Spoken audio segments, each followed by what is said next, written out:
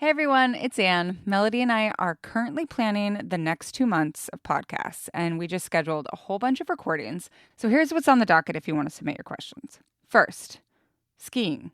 Not just like, how do you ski? We're talking about like ski culture, how it's changing towns that are around skiing, like the transformation of skiing into this incredibly expensive and exclusive thing, all that sort of thing. So if you have questions about that, please submit them. Also, the rise of therapy speak and how therapy presents itself on social media. So we're talking about like carousels where there's lots of different shareable options about like some sort of therapy, something of self-care is related to this. But then also like stuff like holding space and how that came into the popular lexicon. We're also going to do an episode about running culture, which is weird and exciting and annoying. And then specifically contemporary ideas of self-care. We're going to drill down on that one. And wow, culture. Culture is in the name of all of these things. We're going to have another culture episode on dad culture. And then one on old movies that I am really excited about. We want to hear about your barriers to watching old movies. And most specifically, we want to make specific recommendations for you based on movies that you've loved in the past 20 years. So like you submit, okay, here are 3 of my favorite movies from the last 20 years. And then my co-host and I, Margaret Willison, will come up with an old movie that you will also love. So if any of these subjects spark some curiosity in you, head to our Google form at tinyurl.com/culturestudypod. And if none of these ideas are appealing to you, or at least not appealing to you yet, you have to listen to the episode. Tell us what would be appealing. What should we do an episode on? You can use the same form to tell us your episode ideas as the normal submission form. And you can also use that form to submit your questions for the Ask Anne Anything segment. Thank you so much for helping us make this show that you want to hear. And with that, here's today's episode.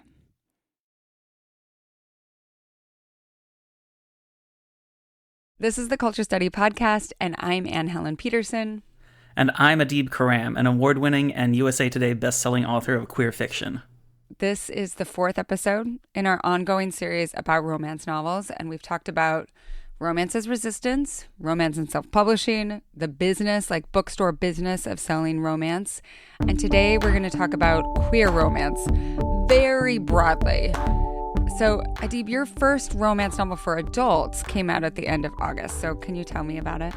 It did. It's called I'll Have What He's Having. It came out from Forever, which is an imprint of Hachette Book Group. It is a mistaken identity, friends with benefits to lovers romance set in Kansas City, Missouri, about Farzan, an Iranian-American gay man approaching his 40s who accidentally inherits his parents' Iranian restaurant but doesn't know how to run it, and David, a black gay man approaching his 40s who is studying for his master sommelier test. And after they wine dine in 69 and sort of sort out their mistaken identity, they think they'll never see each other again. But then Farzan says, hey, actually, you seem like you know the restaurant business. And David is like, yeah, and you like drinking wine. Why don't we, you help me study for my test. I'll help you learn how to run a restaurant. Surely we won't bone a lot and fall in love along the way. And of course, as with all best laid plans, it didn't work out and they boned a lot and fell in love along the way. Spoiler alert, I guess. It's a romance. You know they're going to fall in love along the way. That's what's beautiful about it. So I know that part of the reason you wanted to write this book was because you saw so many romances that were about a hot 20-year-olds living in New York, right? And you wanted a different sort of representation. I am not now, and to be honest, nor have I ever been a twink. And I was like, where are the romances for brown men that do not have abs and maybe never had them? Where are the romances for people that are finding their first gray nose hair? And I say that as if it doesn't exist. My experience has been nearly everything you can think of does exist, but often you have to look really hard in indie publishing not something that my library has access to. I mean, there's sentient door romance. I'm sure by now there's at least 12 different couch fucking parody romances out there. With J.D. Vance involved in some way. Exactly. Degrading J.D. Vance in the couch. J.P. Dunce or something, a thinly veiled reference. I mean, my friend and fellow romance author Julie Murphy is currently obsessed with a 700-page basilisk shifter romance. So I think everything is out there, but it can be really hard to find. Yeah. And the advantage of traditional publishing is that it has distribution and becomes easier to find. And since I had already had a bunch of children's books traditionally published, I was like, well, maybe I should be traditionally publishing brown gay millennial romance to make it easier for people to find. Do you feel like you wrote some of your YA for like, because sometimes I feel like I do this, like you write the book that you wish that you had at some point in your life? I think pretty much always. And sometimes it's a book I wish I could have handed to 15-year-old me. Yeah. And sometimes it's a book that I really want now. I think, like a lot of people, I got very depressed during the pandemic. And I was really writing the happiness that I wasn't finding in the world. Yeah. I actually told myself that 2020 was going to be my year of dating. I had recovered from my last relationship. I was ready to get myself out there. And then, of course, we decided to have a pandemic instead. And then we decided to have Mpox as well, on top of it. And so I kind of poured my desire for love into writing about love and boning instead. Did you grow up reading romance? I did a little bit. I think it was more that I grew up watching a lot of romance on television, whether it be romantic subplots in shows I was watching or romantic comedy movies, because I came of age in the 90s and early 2000s when Hollywood had perfected the art of the romantic comedy, and we're still, making kind of low budget but high value romantic comedies. Mm-hmm. And I did read romance some, but I don't want to say a sheltered kid, but I was very deeply closeted and kind of uncomfortable with sexuality for a really long time. And so some of the romance novels were a little too racy for me. They were totally too racy for me. I wasn't allowed to read Daniel Steele. I always wonder, was it the sex or was it more we didn't have a lot of that type of novel around, although my mom got really into Star Trek romance. Did she accept the premise? Yes. But I think that was okay, maybe because it was Star Trek. I don't know, or maybe my brother was all the whole family would read a Star Trek novel when we would go camping. It would pass around everyone, which is kind of cute, right? That sounds magical. But it definitely wasn't something that I had access to on a regular basis. And I think that in her later life, my mom has gotten super into romance and romance podcasts and all of these things, which is fantastic. And I think a lot of people who maybe had internalized messages about this is too racy for me, but also this is quote unquote trashy, right? Are unlearning that at so many different ages. And I'm certainly still on that journey. Indeed. I think definitely once I came out, and a lot of queer people, I kind of went through an intense slut phase. But once I kind of rounded that corner, I was just much more comfortable reading about and discussing sexuality. And so I think that made it, when I came back to romance novels, I was able to appreciate it more, because when it comes to writing about sex and sensuality, it's about communicating. It's about two people or multiple people or a person and a door communicating. Yeah, yeah. And, so is dialogue. So are fight scenes. And so, I don't know, I think I just had to grow up a little and maybe unlearn a little Puritanism.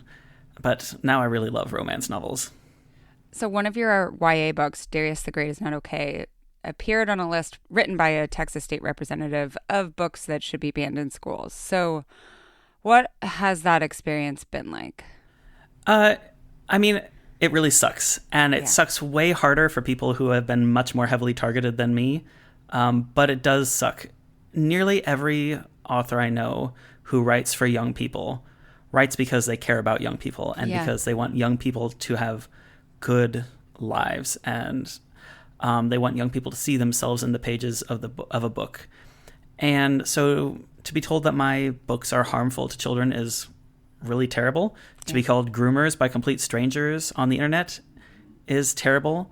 To live with the weight of that is terrible. And from a financial perspective, to have my books banned or simply not purchased in the first place, and to have my school visits to talk to children about my books go away has made it hard to pay the rent.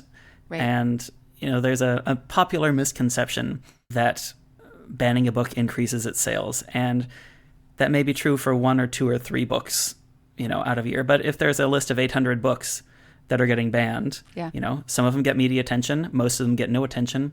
And then, say that happened in one library system in Texas, every other library system in Texas is going to be looking and saying, maybe I should just not buy this and avoid a fight later. Yep. And that, in a very different way, we've talked about this in different podcasts about like the exhaustion of public officials who have to deal with this bullshit all the time. And at some point they're like, well, if this is even about a gay teenager, should I even like risk it? Right? Indeed. I would encourage your listeners to look up Project 2025 and how some of its goals are basically to reclassify romance novels as pornography. And if you think book bannings are bad now, just wait for them to start coming for adult books too. I mean, this agenda is not going away, right? Like this is true. Very much part of like this large scale desire to understand anything that describes sex as pornography, and pornography, like it's going back to an age when pornography was criminalized in ways much more severe than it is today. Indeed. Nearly every state has some form of a freedom to read project going on. And so connect with your local one and find out where you can show up to support your local librarians or your local booksellers or your local teachers, whatever it may be. All right. So we're going to do a little hard pivot here to go into our our questions from listeners. This first one is from Rebecca, and it is a perfect table setter. Queer romance. For a while, there wasn't very much of it. I was scrounging. And now there is so much. What do you think led to the explosion? Are we at peak queer romance, or is there more room to grow? So my initial reaction to this is no one's like, oh, are we at peak straight romance? But then also, I think actually some people are like, oh, yes, the romance bubble is going to burst just broadly. And in previous episodes, we've had all of these questions about is the market oversaturated, that sort of thing. But I don't know, do you feel like there actually is a boom in queer romance? What kinds of queer romance is there a boom in? This is an important one. And why do you think people maybe perceive an explosion of queer romance? I think I can mostly speak to the traditionally published side of this. Mm-hmm. And 10 years ago now, a group of authors got together and formed an organization called We Need Diverse Books, which started out focused on increasing diversity, equity, and inclusion in the children's publishing sphere. And that saw a wave of Black and brown and Indigenous and queer and disabled and otherwise marginalized voices into children's publishing. And that has expanded into adult publishing, both in new authors coming to romance and in a lot of children's authors being like, oh, I love writing. And actually, I think I have an idea for a boning book. Let me write that as well. Yeah. That's, something that happened to me, and I'm far from alone on it. I think I agree. There's no such thing as peak queer romance. And I think it's really impossible to talk about any of this without addressing race as well. Yeah. We may see tons and tons of white queer romance, but that does not mean we're seeing lots of brown queer romance. We may see lots of 20-something city dweller queer romance. That doesn't mean we're seeing the older queer romance set in red states. And despite what a lot of people would have you believe, queer people live in red states. Queer people fight for their rights in red states. Queer people fall in love in red states. It's very easy for people who have always been majoritized to look around and say, everything that I can possibly think of exists now. Nothing else can be thought of by anyone ever, and we have reached the peak. Yeah. I often see this in white queer folks who will unilaterally decide that queer joy is over and it's time for queer rage. And just because your joy is over doesn't mean all the Black and brown people are done exploring their joy and sharing their joy with the world. Mm. So that was a really roundabout way of saying, I think there's always room to grow. And again, I'm traditionally published, but the world of self-publishing, of indie publishing, is vast and beautiful. And we are always finding new and exciting voices there, and there's always room for more. Because one thing about romance readers is that they read a lot. Yeah. And if you read a lot, you need a lot of books. That's the thing. We just recorded this episode on Book Talk, and one of the questions was all about how this an almost an infantilization of people who read romance because it's like they're lying. They must not be reading this many books without understanding like how many books you actually can read if that is your main hobby. If I only read books every night, like if I didn't watch television, if I don't know, there's so many other things, like I could read a book a day. Absolutely. Same. And I don't in any way want to make it sound like romance books are not deep, nuanced, or layered, because they are, but they are also not like a physics textbook at the end of the day. Like, yes, you have to think about them, you have to digest them, but it's a different kind of brain work imagining than it is like synthesizing data, if that makes sense. Yeah. And so totally. At least I can read them. I can read a romance novel much faster than I can read a nonfiction where I'm like constantly checking the footnotes or being like, oh, let me put it down and have to go Google something. Yeah. Like, I mean, occasionally in a romance novel, you might have to Google something, but it's usually in incognito mode and kind of funny or weird. Do you feel like from the type of romance novels that you want to read, there are a lot of those romance novels that are directed towards a reader like you? There are more now than there used to be, but I am quite voracious. Yeah. And so, no, I don't think there's enough yet. And I don't know if there will ever be enough. Yeah. But I would love it if it got to the point where I wasn't constantly like excited about the next release and instead had a backlist that I could reach for. Of being like, oh, here's other 12 brown queer romances that I haven't gotten to yet, instead of waiting for the 3 or 4 a year. What are your favorite tropes? Oh, okay. I am absolutely just trash. It like if I could put it in a little IV baggie and carry it around on the little like wheelie cart, like at a hospital, and inject it into my veins. That's what I would do with only one bed. I just Melody every time, too. Melody loves only one bed. It's so good. I really am a sucker for second chances. Yeah. Maybe because I really want there to be second chances, like in real life. Mm-hmm. I also love a good hurt comfort. Especially if the comforting involves either sex or food, or like bandaging wounds. I don't know. That's a very specific one. Yeah. I don't know if anyone remembers the Andrew Garfield Spider-Man, but like when he shows up all beaten up and Emma Stone is like, "Oh, let me clean you up." Like that's my jam. Yeah. Like, just do you like make it contemporary or historical? I like almost everything, but I do gravitate more toward contemporary. Yeah. I think I reach for some sort of speculative element more than I reach for a sort of pure historical. Yeah. And I will say one thing that I like have read a few ones that really did it for me, but don't usually work for me, is kind of darker romance. Whether it be like mafia or like when there's sort of violence on the fringes of the romance. Yeah. Even in fantasy, like fantasy romance with too much violence, I'm like, I don't want to read about this kind of sword. Yeah, I always skim past the sword stuff. I'm like, yes. This is fine. But I think, I don't know, contemporary is just my jam. Yeah. I keep coming back to it over and over. One of the historical ones that I've recently read is called A Marvelous Light. And it's like Harry Potter, but like they're in the real world and they practice magic and it's the 19th century and they're gay. Interesting. I know.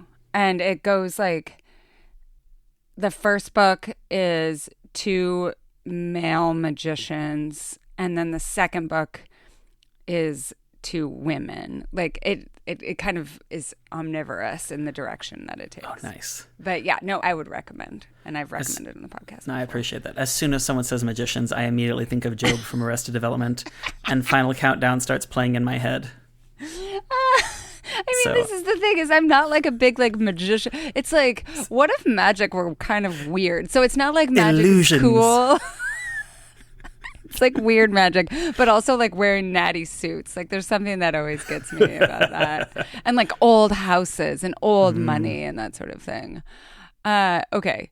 So we got a bunch of questions. It's going to be like a huge part, I think, of the meat of our podcast episode is about the phenomenon of women, both straight and queer, writing male-male romance. So we're going to spend a little time on this with a few different iterations of this question. And this is where we're not going to get canceled, just by the way. I will ask any listener to at least give us a little grace and understand that all of us are working through a complex issue with no clear cause or answer. Absolutely. So one of these questions came from Jordan, and Melody's going to read it. How should I feel about queer romance written by straight people? Historically, a lot of male has been written by women, many of whom have publicly self-identified as straight. On the one hand, I hate that the industry is dominated by people writing about marginalized identities that aren't their own, whether that's sexuality, race, gender, or other. On the other hand, a lot of these books are very enjoyable to read. Any thoughts on how we as readers balance this? Whew. Where do you want to go here? I will say, yes, like there is just data that this is true. Yeah. I will say that authors never owe anyone their identity, and there are lots of people who publicly self-identify as straight who are in fact not, and they are allowed to write it. I think the broader question of who gets to write what story is also complicated. There are countless axes of privilege, domination, and oppression that go into the formulation of every story. And ultimately, I think it's up to each writer to figure out where they fall in that line and where their moral compass leads them. My personal experience is that people are rarely harmed by someone sharing in a joy that is not their own, and are often harmed by people exploiting a pain that is not their own. And so that tends to be my guiding principle. As far as how you as a reader should feel, I think you get to feel whatever way you want to about it. Once the book is written, it is out of the author's hands. It is your book once you have bought it. And you get to love it, you get to hate it, you get to feel some kind of way. I reject the notion of guilty pleasures, but I also won't ever tell anyone like how they should feel. And if they need to feel guilty, that's allowed.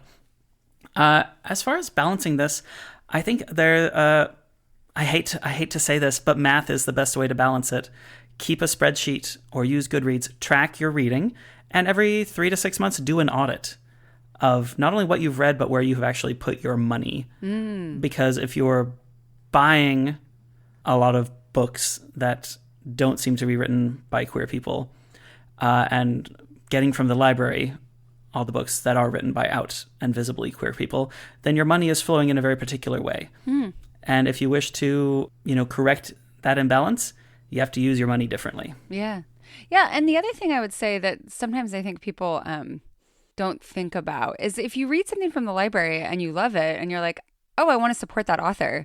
There's so many ways you can support that author. You could recommend that book. You could gift that book, right? Like buy 3 copies of that book and give it to your friends. Or donate them to local queer shelters. Yeah. You can also, I don't know if you're listening to this, you won't see my quotation fingers, lose the book. Yes. So the library system has to buy more. And actually, no, like don't tax your library system's resources. Now that I say that out loud, that sounds like you're just asking the libraries to subsidize it. But asking the library to buy extra copies or asking the library to buy that author's backlist, especially if it's an indie or self-published book, they really rely on patron requests to know which indie books to put on the shelves because they are much harder to find and much harder to vet. Like Library Journal and Kirkus and Publishers Weekly do not cover indie publishing nearly as extensively as they do traditional publishing. Oh, that's such a good point. And I did sometimes I think people don't think librarians take these requests seriously. They take them very seriously. They do. My library has bought so many books I've recommended. It's great. Yeah, they're like, this person knows how to recommend books like that maybe are outside of like their reading specialty or something like that. Like you can become a reliable recommender for them. Okay, there's a lot more to say here, and I think this next question tees up some of these like follow-up questions. So this is about broadly sexuality of character and sexuality of reader and all of those things. So this particular iteration of the question comes from Tori, and Melody's going to read it. Why is male so popular? Asking for myself, a queer woman who has always been into male romance, despite having no personal interest in, well, males. But I know so many straight women into it too, and I've got to assume that gay men don't mind it, though let's be real, these male characters written by women can feel like women in male bodies. Why, as a woman who loves women, am I so hesitant to try female romance? I love literature with queer female characters, but I've never read romance. I tried to wade into the scholarship on fan fiction, and it did not turn up the satisfying answers I was looking for. I'm interested that this person went into the literature on the history of fan fiction and slash in particular, because there's a lot of foundational literature that looks at like what was going on with the readers who were putting together specifically Spock and Kirk, right? The premise. Which yes, the very basic understanding, and I think this is very broad, but still useful, is that these characters on the show were very masculinized and did not seem like very sensitive or loving in ways that would make them feel like a good partner or able to access characteristic traits that are often understood as more feminized. And so when you allow them to love one another, you see a different side of them that is incredibly attractive. What would you add to that? I would say this is such a tricky topic because we're dealing with, centuries of patriarchy. Yes. And heteronormativity on this. I think one thing I don't see talked about as often, but I think plays into why Kirk and Spock and many of the most popular fanfic pairings are both cisgender men, is that historically a lot of popular culture has had very flat or non-existent female characters to draw from in the first place. Yeah. The Star Trek, the original series, only had Uhura as a regular and then Nurse Christine Chapel as a frequent guest star. And Nichelle Nichols brought so much beautiful depth to that role, but textually, Uhura never had much to do. Yeah. And I think you can look at other popular franchises. Archive of Our Own was, I think, largely founded to be a safe place to post supernatural fan fiction. Yeah. All the main characters in Supernatural, I've never seen Supernatural. All the GIFs I've seen on Tumblr of Supernatural have men in them. Looking at even, the transphobic wizard books. 2 boys and 1 girl are like the main trio, and the girl kind of exists to soften the edges of the male characters. Mm-hmm. So I think simply a lack of female and femme representation early on made it so that sort of the de rigueur of fanfic pairings was MM. I think beyond that, I agree. Using fiction to deconstruct toxic masculinity is a really heady drug. Yeah. And I think is useful. And when we live under a system that harms us, it is nice to use our imaginations to think of ways to dismantle it or to imagine a future where it doesn't exist. Yeah. And that these 2 very masculine men who are frequently getting their shirts ripped can also be in love. I also think there is something to be said for television used to be in 4:3 aspect ratio, and so everyone had to stand much closer together. And that's such a good point. Right? That's such a good point. Yeah, you look at these close-ups, Spock and Kirk are basically mouth to mouth if they have to talk to each other in frame, without it being a wide shot of the bridge. Uh-huh. I think that's really beautiful. And I think when it comes to why we like to read what we like to read, I think I can never know what's in another reader's heart. When I think of I went through a phase where I had a hard time reading FF romance, and I have I realized that because I audited my reading, and I was like, it's been a while since I've read an FF book. And so I actually went to the library and got a stack of only FF books to read them and figure out which tropes I liked and which authors I really liked. Yeah. And I think that was probably my own internalized misogyny. And, we put the L first in LGBTQ for a reason, in large part because lesbians were the ones who stepped up and protected the community during the AIDS crisis, which is a vast flattening of the entire history. But despite that, gay men often get the most attention in the queer community, particularly white gay men. And I think that's racism and the patriarchy at work there. And some of us just we all, I think, have to do work on unlearning. Yeah. Messaging that tells us that stories featuring women and femme people are less interesting than stories featuring men. Also, this may be crass, but there's also a lot of learning that a lot of us have to undo around sort of puritanical notions that sex must be penetrative. Yep. And if it has to be penetrative, it's useful to have a wiener. It's not necessary, but it is very useful. It makes everything it just removes a layer of logistics that you otherwise do not have to consider. Yeah. I think there's 2 things that I would add to that, which is that I think women are conditioned to identify with male characters because of the way that so much media is directed towards us, right? So there is a conditioned identification with a male character that feels more quote unquote natural. Absolutely. So there isn't that necessarily like that, oh, I shouldn't be identifying with this character. You're like, yeah, I'm always identifying with strong male protagonists. It's like my job, like as a person who watches media, mainstream media. And then the other thing I think, and I'd be curious to hear other listeners' thoughts on this, I think straight women aren't always exposed to different types of sex and are like, oh, this is hot. That's very simple, right? But like, I think especially depending on your age and where you grew up and how and in what conditions you grew up, you might have had a lot of people telling you that like gay sex is gross.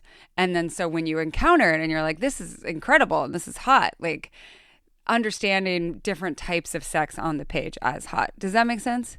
It does. And I think it also ties into something that I have heard other people talk about, in particular women, is that also there's a lot of conditioning around like the role of a woman in sex. And it's often one of service. Yeah. Because men are often gross. And and simply removing it is in some ways like healing a trauma that they don't have to be reminded of any of their own experiences, that it in some ways is like just a totally foreign thing.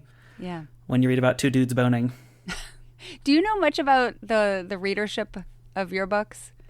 I do not. I try to really keep reader spaces as sacrosanct as possible. Yeah. And so I only engage when I'm invited to, and I tend to have pretty strict boundaries about what I will and won't read and what I will and won't engage in. But I hope anyone can enjoy my books. Yeah. I think at the end of the day. Yeah. Okay, to continue going deeper on this question, this sub-question comes from Livia. Ooh. In the queer romance genre, many women writers end up writing romances that have little to do with the reality of gay men or masculinity, regardless of their identity, LGBTQ+ or not. They write a romance that, if you remove the scenes with crossed swords, could be between any gender or genders. Yet, so few women romance writers choose to write FF, and nearly always fail to add spice and passion to these stories. Why? Queer women already lack representation, so what's up with this gap? Is it the perception of the quote-unquote market, where straight women, the majority of the audience, is thought to prefer reading about men than women, or some other patriarchal structure? Okay, so I want to ask you first about that first part of the question, which is that these male-male romances often have little to do with the reality of gay men or masculinity. What's your take on that? I don't feel equipped to judge Yeah. whether people are like accurately inhabiting the reality or what their relationship with the reality of lived experiences. But I do think there's a gay author named Nathan Bergonia who once wrote a really lovely essay called The Shoulder Check Problem, which is that he was writing queer romances where the men usually looked over their shoulder to see if it was safe for them to kiss before they did so, and that he would often get reviews or complaints from readers saying that it took them out of the fantasy of the story.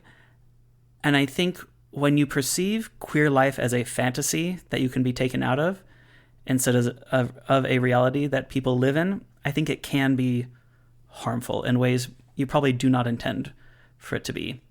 Nathan also had this beautiful phrase that basically summed up that he has no problem with people writing whatever kind of queer stories they write, as long as you don't also erase us. And he says, not about us, without us. And so I do think most queer people have had to come to their queerness through some kind of trauma. Not necessarily like big, like bold-faced trauma, but if you grew up in the United States, there is a large societal pattern that says that something is wrong with you, and that hurts you, and it takes a long time to unlearn that. I think a lot of queer people, especially queer boys who grow up into queer men, also deal with the violence of toxic masculinity. And there is violence too, whether it be, not like literal violence, but like emotional violence in breaking out of toxic masculinity. Mm-hmm. And I think people who have not experienced what that violence does to your psyche cannot always capture what the lived experience is. And I don't know that everyone has to try to capture that lived experience. Like if you want to write a fluffy story about two boys boning where the tall one is the top and the short one is the bottom and the bus driver lives at the bus station, which is also his house, that's fine. But I do think, as with any kind of marginalized identity, like thought and care are useful. I'm thinking of the book I mentioned earlier, A Marvelous Light, and it's like, part of it is just like, what if these characters in this imaginary space that also has magic also didn't really have to care about other people finding out that they were gay, right? Yeah, I think queer normative worlds are really exciting too. Yeah. But I think it takes talent to pull off a queer normative world. It takes deep thought and care in the writing to get it on the page that this is a queer normative world instead of this is our world and I've never considered how queer people have to move through it safely. Yeah. And historical spaces too, right? Like, yes. Like you can't just be like, oh, but what about the 19th century without Oscar Wilde, right? Like, that it takes a lot more work than that. Indeed. And I think, people just got to do the work. Yeah. What do you think? Okay, this part about how there's not enough female romance, especially female romance with spice. I wonder if that's also internalized homophobia with female readers. I could not say because I'm not part of that community. I will say, as with all things, check out indie publishing. Yeah. There's very spicy, very racy, FF queer stuff out there. Stuff that makes me blush, and I don't blush very easily. But I do think there is just empirically less of it. I do think, internalized homophobia, internalized misogyny is a big part of it. Yeah. I also do think, the question Livia's question mentions the perception of the market. I don't know if it's a perception so much as it is an empirical list of how much money various things have made. Yeah. In some way, you have to put your money where your want is. Mm-hmm. And if you're not finding exactly what you want, you find the next closest thing and put money into that so that it is deemed successful so that more people can write more things like that. Yeah. So our next two questions are going to be like a little bit more fun and maybe slightly less complicated. And it'll give us a chance to do some recommendations. So this first question comes from Ember. I'm so glad you're looking at queer romance. I take great pleasure in the romantasy genre, the spice, the moody book boyfriends, the dazzling world building, but they do tend to be breathlessly heterosexual. In trying to seek out more queer narratives, being myself queer, I haven't found very much in this space, despite some digging. There are woman-forward fantasy series with gay subplots. There are marketed cozy books about lady orcs running bookstores and talking about their feelings. And of course, there's tons of weird gay erotica. But the big, dark, sweeping epics with spice and an HEA? Crickets. What gives? What are your recommendations here? I will first say that I know that you told Melody, when Melody asked you about like ACOTAR, you're like, I don't care about these like these straight Oh my gosh, fairies. now I really am going to get canceled. Truly, I actually wish I had Rex. It's weird. Romance fantasy has existed for a long time, and fantasy romance has existed for a long time. Yes. But what we are coming to call romantasy is, I think, its own very particular subgenre with its own tropes, its own rules. And it's very new.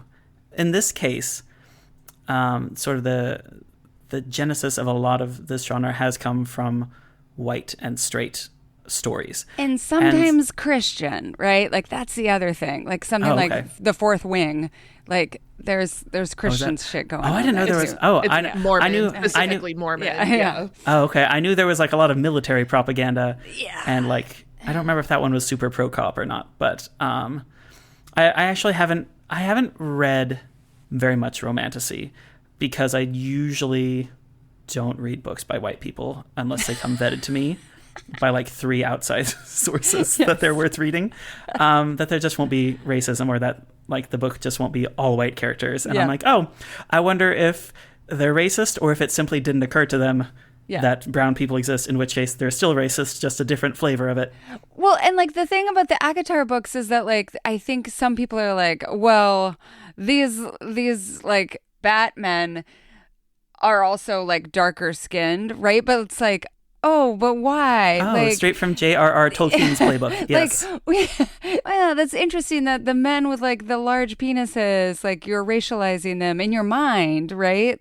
And in the AI like generations that people make of these characters and that sort of thing. No. Like, say no to AI. There's a lot going on. Indeed. But I think there part of the problem is it is a fairly new subgenre, and so it just is still getting populated.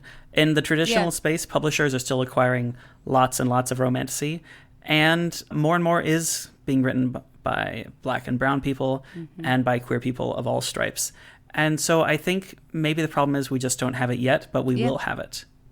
And if you see it, buy more of it. And if you see it, buy more of it. Yeah. I think like one of the very first, I guess I don't know if you would call it romantasy or like cozy romantic fantasy. Yeah. The Very Secret Society of Irregular Witches is like one of my favorite things that I've read this year. And it's actually a couple years old, and there's finally a sequel coming out, I think, next year. But it took me asking a lot of people, being like, can you name a romantasy for me that's written by a brown person? And they're always like, crickets, crickets, crickets. And I think similarly, it's taking a while to populate them with queer stories. And I think also another part of that is that queer people have been writing these stories and indie publishing them because they were told they didn't sell, which is kind of the constant refrain in a lot of queer stories is it doesn't sell, go indie publish it.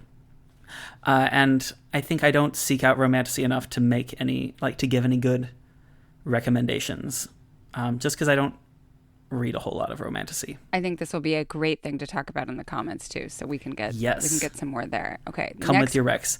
If all else fails, there is the Basilisk Shifter romance. I believe it's called Split or Swallow. So good. Our next question about finding stuff to read comes from Kat. I'm an AFAB and be heavily into XM romance because it means no dysphoria for me. However, I'm curious, how are the queer guys finding Own Voices books among the absolute torrent of books written by ladies? Like, as a genderqueer person, the trans bestseller lists are a horror show of fetishization, and it's hard to find romance rep that resonates.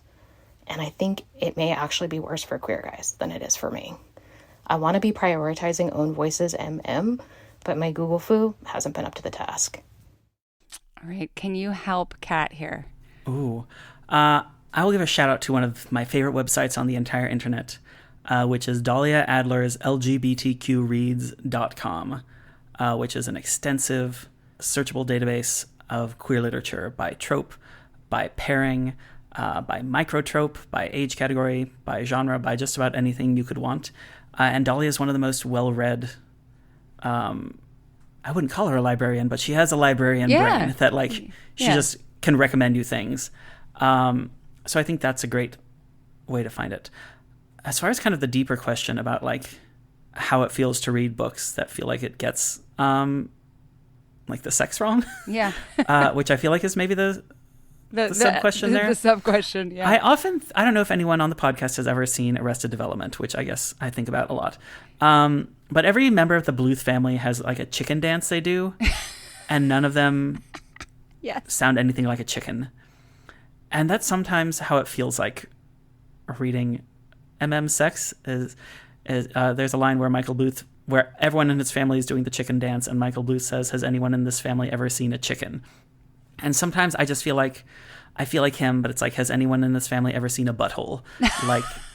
Right? Every time I see spit used as lube, I'm like, no, that is not healthy or safe or loving for a partner. I don't know. There's the reality of sex and there's a fantasy of sex. And I think every author and every reader has to decide where they want to fall on that line. Mm-hmm. And I think even book by book, you can decide. I mean, there's some very unrealistic sex that I still was like, oh, this is fun. Let's read more of this. So I don't want to ever tell anyone go read something that might trigger your dysphoria.